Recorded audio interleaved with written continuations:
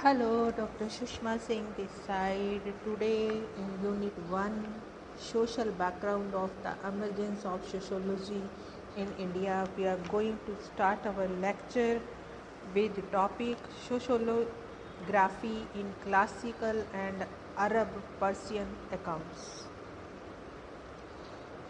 Relatively solid empirical foundation for understanding the culture and society of India lies scattered in the writing of many travelers and chronicles.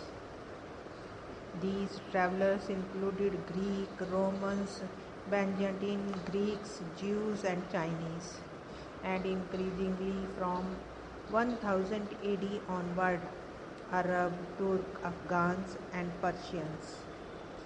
Most of the classical accounts of Indian society follow Magnatius, the Greek ambassador to the court of Chandragupta Maurya. He had the advantage of having directly observed parts of India. He described Indian society as being divided into 7 classes, though he did not refer to Varna theory.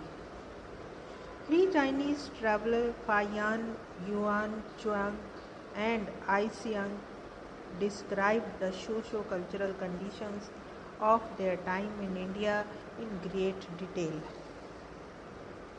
An analysis of their accounts in chronicle order may give a valuable perspective on change in Indian society. Among the Arab travelers, Al-Biruni seems to have been familiar with the Sanskrit sources and the Indian systems of thought. He mentioned the 4 Varna theory of caste in his description of the social life and customs of the people. A sort of sociological approach may be traced in his comments on the ethnocentric predicament of the Hindu.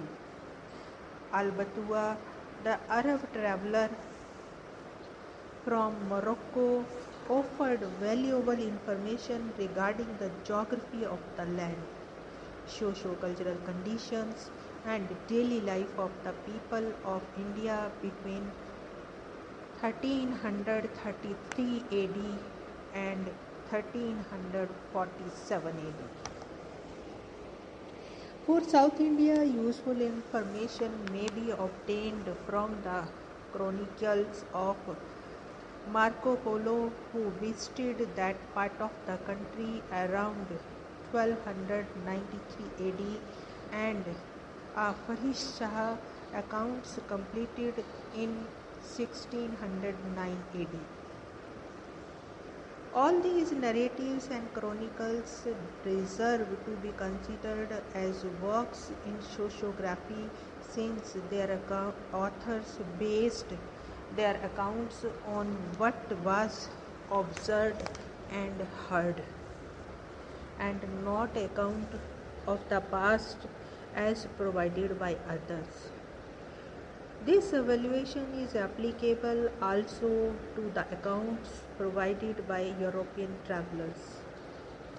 In the 17th century, many translations were made from Sanskrit literature into Persian by Indo-Muslim scholars. They paved the way for the better understanding of Indian culture and society. Abul Fazl, the author of the Ain-e-Akbari, which was a late 16th century gazetteer containing descriptions of Akbar's court, revenue and administrative system, was an imperialist par excellence. He covered the widest spectrum of society in Akbar's empire, paying attention even to the remote homes and the inaccessible bonds. His work suggests that the Mughals clearly recognized that the operational level of the Hindu social system was to be found not at the plane of the 4 Varnas, but at the level of kin-based categories. Writers like Abdul Fazl were not sociologists or social anthropologists in the modern sense, but they were keen observers of social life and even perceptive social analysts, providing valuable stuff for the making of sociology. Now let us move to the next point, socio-economic conditions of India at the advent of British rule. The establishment of British sovereignty in the later 18th century promoted British official missionaries and scholars to acquire knowledge of the classical languages of India, of the structure of Indian society, and of values and manners of her people. The diverse responses of the native intellectuals to the ferment created by all these may be better understood in the light of the principal features of Indian society and culture prevailing at that time. As Gopal Harder, a Marxist scholar, rightly points out, the essential features of the comparatively stable Indian socio-culture system that persisted with minor variations down to the British times appears as follows. Economically, its base was mainly agricultural. The tools and implements did not register any remarkable change through times, arts and crafts, mostly connected with such poorly developed production, grew. Socially, its framework mainly consisted of comparatively self-sufficient village communities in groups of contiguous villages. Caste was the typical Indian institution to accommodate various socio-economic strata and nascent classes, binding them together in groups and ensuring such constituents and occupational protection as well.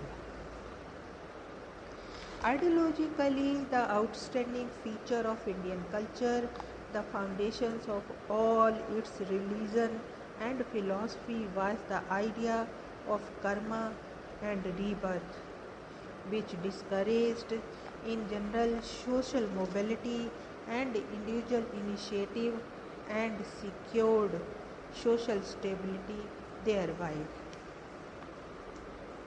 Of course, new institutions and laws grew, though the somewhat haltingly, while literature, arts, and philosophies blossomed. Besides, in the subcontinent, regional variations also became well marked, at least from the Middle Ages, but the socio-economic system had, since the time of Gupta Empire, encouraged mainly what may be called feudal relations, and a sort of Indian feudal system came to develop during the Muslim rule. Socio-economic relations akin to feudal relations lingered on even when exhausted, but the Indian merchant classes were all through too weak and timid to overstep the socio-economic limits and develop new tools that and a viable native capitalist system of larger production. The British rule introduced, no doubt in its own interest, the railways, the press, the Western system of education, clubs and associations, all of which shook the prevalent socio-economic order. It was as if the British were working as the unconscious tool of history.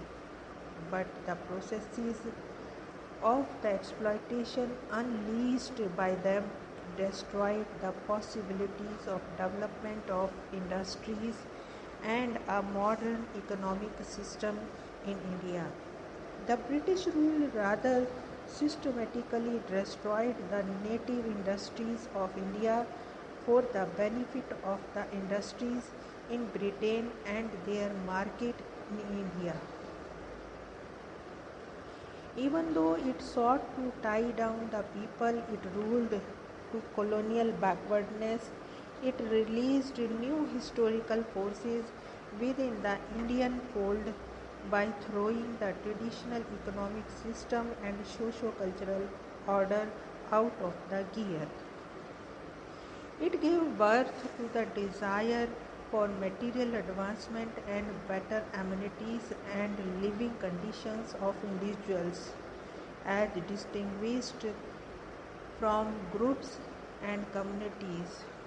Simultaneously, it gave birth to the spirit of inquiry in the minds of the native intellectuals who came in contact with Western education. Both the social reformists and the conservatives took a fresh and critical look at their own society and culture as a reaction to Western interpretation of the same. Their ideas and explanations, as well as the Western interpretation of Indian society and culture and data collected by the government officials, scholars, and missionaries, have laid the foundation of sociology in India. Here we want to close this chapter. Thanks for listening.